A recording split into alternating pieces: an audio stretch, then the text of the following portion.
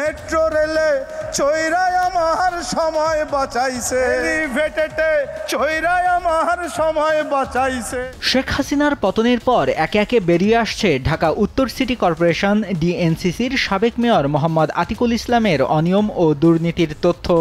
ভাতিজা ভাগিনা সহ আত্মীয় স্বজনকে নিয়ে ডিএনসিসিতে পারিবারিক একটি সিন্ডিকেট করেছিলেন তিনি।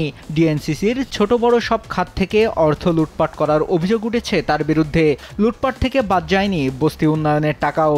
এছাড়া ঠিকাদারদের কাছ থেকে কমিশন, নিয়োগ, বদলি ও ময়লা বাণিজ্য সহ ঘনিষ্ঠজনদের নিয়ে অনিয়ম দুর্নীতির স্বর্গরাজ্যে পরিণত করেছেন রাজধানীর সেবাদানকারী এ প্রতিষ্ঠানটিকে।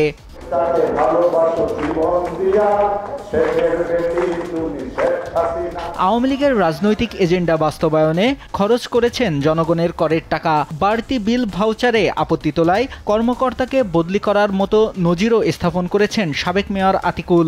সাবেক প্রধানমন্ত্রী ও সরকারের প্রভাবশালীদের সঙ্গে সখ্য থাকার কারণে শত দুর্নীতি করেও ধরাছোঁয়ার বাইরে ছিলেন। দুর্নীতি সংক্রান্ত নথি ও ডিএনসিসির একাধিক সূত্রে এসব তথ্য জানা গেছে। 16 কোটি মানুষের মরমিয়া শেখ হাসিনা, তুমি শেখ হাসিনা। ডিএনসিসিতে 2005 সালে 5 জন উপদেষ্টা নিয়োগ দেন আতিকুল ইসলাম। তাদের মধ্যে 4 জন বিশেষজ্ঞ থাকলেও নিজের বড় ভাইয়ের ছেলে ইমরান আহমেদই ছিলেন ব্যতিক্রম। অন্যদের মতো বিশেষজ্ঞ না হয়েও তিনি নিয়োগ পান। নিজের মেয়ে বুশরা আরিফিনকে চিফ হিট অফিসার হিসেবে নিয়োগ দিয়ে সমালোচনার মুখে পড়েন সাবেক মেয়র। বিতর্কের মুখে মেয়র কন্যায় একটি বেসরকারি প্রতিষ্ঠানের কর্মকর্তা হিসেবে ঢাকার তাপমাত্রা কমানোর কাজ করবেন বলে জানায় ডিএনসিসি। কোটি মানুষের মরমিয়া শেখ হাসিনা। 2023 সালের শুরুতে ডিএনসিসির 19তম বোর্ড সভায় বৃক্ষরোপণের জন্য শক্তি ফাউন্ডেশনের সঙ্গে একটি চুক্তি অনুমোদন করেন। ওই চুক্তির অধীনে সবুজায়ন ও পরিবেশ উন্নয়নে নানা প্রকল্প বাস্তবায়ন করা হবে। পরে সবুজায়ন সংক্রান্ত একটি প্রকল্প দেওয়া হয় শক্তি ফাউন্ডেশনকে। এই প্রতিষ্ঠানটির প্রতিষ্ঠাতা ও নির্বাহী পরিচালক হুমায়রা ইসলাম সাবেক মেয়র আতিকুলের বড় ভাবি। এই প্রতিষ্ঠানের সঙ্গে যুক্ত আছেন আতিকুলের ভাই সাবেক প্রধান বিচারপতি তাফাজ্জাল ইসলাম, ভাগ্নে ইমরান ও মেয়ে বুশরা আফরিন।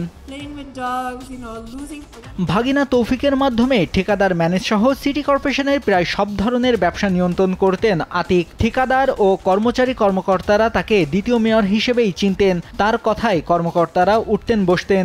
দেশ বিদেশে সিটি কর্পোরেশনে যত বড় কর্মসূচি হয়েছে তার প্রায় সবগুলোতেই ভাগিনাকে উপস্থিত থাকতে দেখা গেছে। সিটি কর্পোরেশনের কোনো পদে না থেকেও সব কর্মকাণ্ডে ছিল তৌফিকের নিয়ন্ত্রণ। এমনকি কর্মকর্তাদের নিজস্ব সভায়ও উপস্থিত থাকতেন তিনি। অনুসন্ধানে জানা গেছে 2023 সালের 24 জানুয়ারি যুক্তরাষ্ট্রের ডিপার্টমেন্ট অব কমার্সের কমার্শিয়াল ল ডেভেলপমেন্ট প্রোগ্রাম CLDPর আমন্ত্রণে ডিএনসিসির 10 দিনের প্রশিক্ষণ কর্মসূচিতে অংশ নেন তৌফিক। গেল 9 থেকে 15 এপ্রিল পর্যন্ত কোরিয়া ফাউন্ডেশনের আমন্ত্রণে নগর ব্যবস্থাপনা সংক্রান্ত অভিজ্ঞতা বিনিময়ে দক্ষিণ কোরিয়ার রাজধানী সিউল সফরে আতিকের সঙ্গী ছিলেন তৌফিক। সংশ্লিষ্ট সূত্র জানায় ঠিকাদারদের সঙ্গে দেন দরবার করার কাজ করতেন তৌফিক ও মেয়রের সহকারী একান্ত সচিব APS ফরিদ উদ্দিন। সাবেক মেয়রের সহকারী একান্ত সচিব ফরিদ উদ্দিনের স্বেচ্ছাসেবী সংগঠন বিডি ক্লিন, এই সংগঠনের ব্যানারে বেশ কয়েকটি প্রোগ্রাম করেন মেয়র। 2021 থেকে 2022 সালের মধ্যে বিশেষ অনুমোদন হিসেবে এই সংগঠনকে অন্তত 22 লাখ টাকা দেয় ডিএনসিসি। এরপর আরও বেশ কয়েকবার অনুদান দেওয়া হলেও সেই কাগজপত্র খুঁজে পাচ্ছেন না সংশ্লিষ্ট কর্মকর্তারা। তারা ধারণা করছেন কর্পোরেশন থেকে চলে যাওয়ার আগে বেশ কিছু গুরুত্বপূর্ণ নথি গায়েব করেন মেয়রের লোকজন। সেসব নথিতে তাদের আরও অনেক অপকর্ম রয়েছে। নিউজ ডেস্ক, দেশ টিভি।